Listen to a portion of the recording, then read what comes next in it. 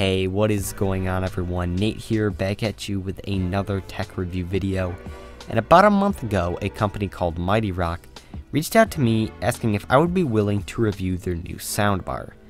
Of course I said yes, but when I actually began to use their speaker, I became extremely skeptical of it because of its poor build quality. But I never fully gave up on this soundbar, and after using it for a couple of weeks, I have to say that I am very impressed with the audio quality coming out of this device. In fact, I would go as far to say that the Mighty Rock soundbar exceeded my expectations and that now I actually really enjoy using it.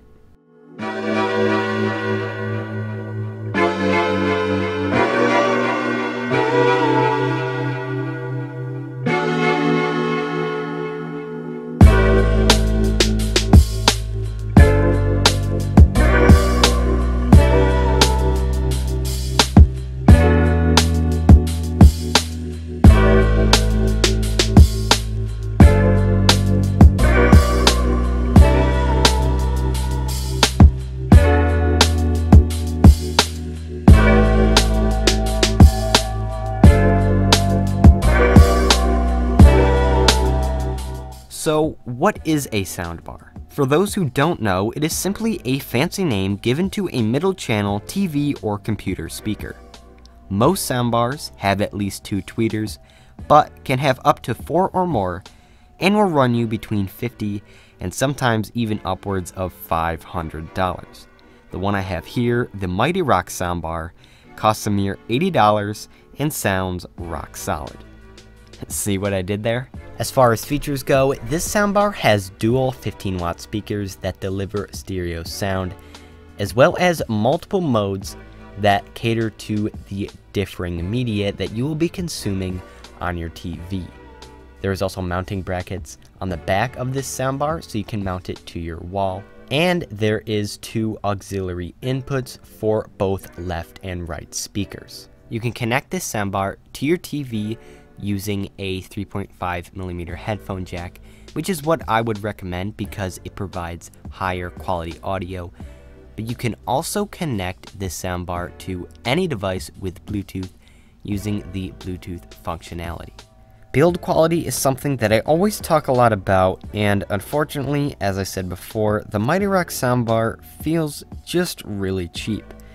This could sadly lead some consumers to believe that it sounds like complete garbage. Of course, that is not true at all, or I wouldn't bother to make this review. That being said though, some people might shy away from purchasing this product just because of its plastic design.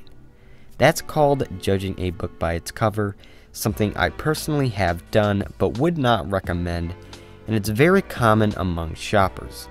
Putting this product's bad build quality aside, there is a lot to love about this soundbar in terms of audio. Let me tell you, the Mighty Rock soundbar does not disappoint. Not only is the sound crisp and clean, but it also has a generous amount of bass, although I would still recommend buying a separate subwoofer. Here's a sound test that will hopefully give you an idea of the audio quality.